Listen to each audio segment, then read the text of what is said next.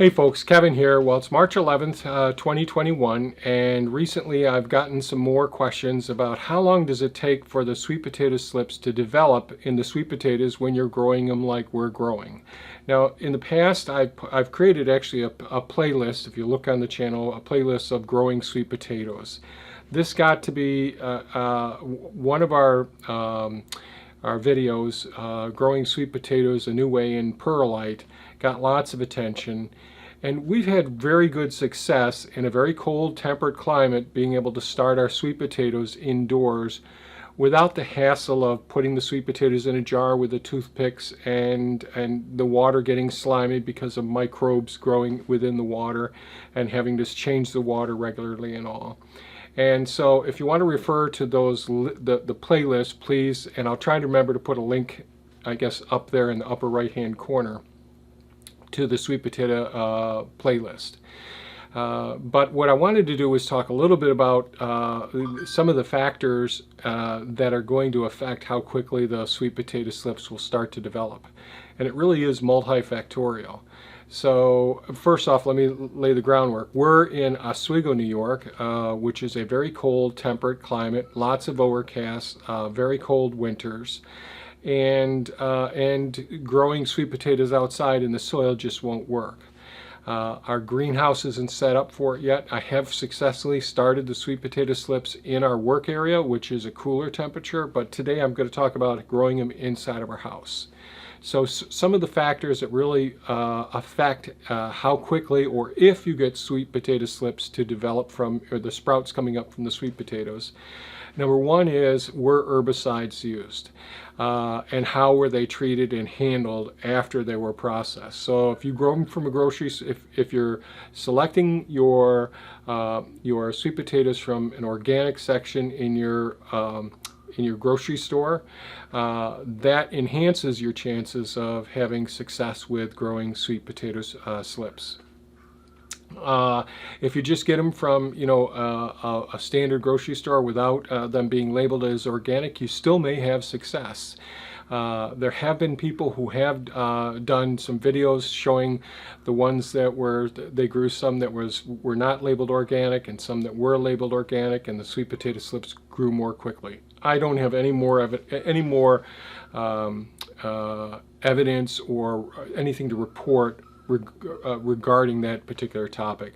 We take our sweet potatoes that we grow from the season, the prior season, store them in our root cellar, and that's what I'm going to be talking about today, is growing the sweet potato slips from our root cellar, saved sweet potatoes.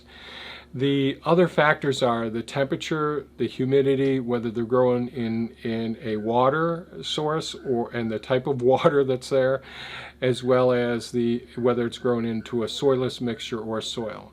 Today I'm going to be talking about the main methods that we've been using over the recent years is using a soilless mixture, and that's just basically like peat moss and perlite mixed together, without any herbicides, without any an organic form of just plain peat moss and perlite.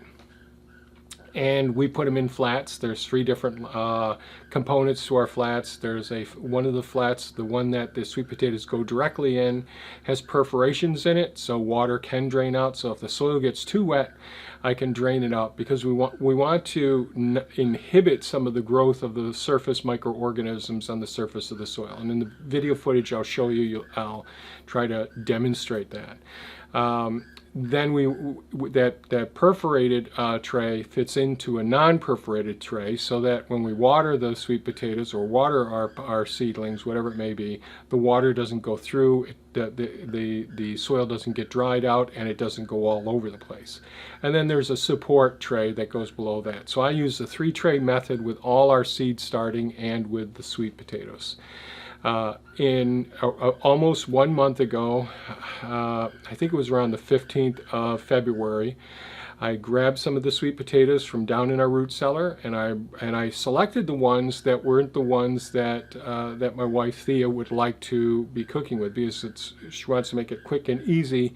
And some of the sweet potatoes, the shapes of them are a little funky looking, rather serpentine, growing in the soil, and some of them have actually had mealworms penetrate the skin of it and go into it. And so that means no cutting them up and trying to dissect out all the bad spots. So those sweet potatoes I set to the side, and we use those for shooting up sprouts, throwing up shoots, and that will become slips that will root for this coming season. So it's almost a month ago, and just so I would say in general, the quick answer is, under the conditions that we're growing in, with the heat and humidity and the soilless mixture that we're growing them in, with fluorescent lighting, it takes about a month for the sweet potatoes. Some of them will start at about 3 weeks. Some of them won't start until they're 6 weeks. But what I'll do is I'll show you some footage of the sweet potatoes as they set now in our area downstairs. So this is our grow stand. There's microgreens under the fluorescent light. The cover was just taken off this morning. Here, the sweet potatoes, we have 3 different trays as I described before. The temperature in this room is between 73 degrees Fahrenheit and 80 degrees Fahrenheit.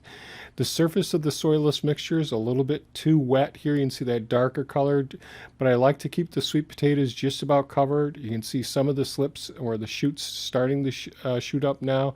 You'll see one shoot that I damaged that's bent over here, that it was the first shoot to come up. So far we have 3 potatoes out of probably 9 or 10 sweet potatoes there that are going to be throwing up plenty of shoots for us to go ahead and root and get started in the spring. I water them to the point where most of the soil is a soilless mixture is very damp, so these trays are quite heavy when we do this.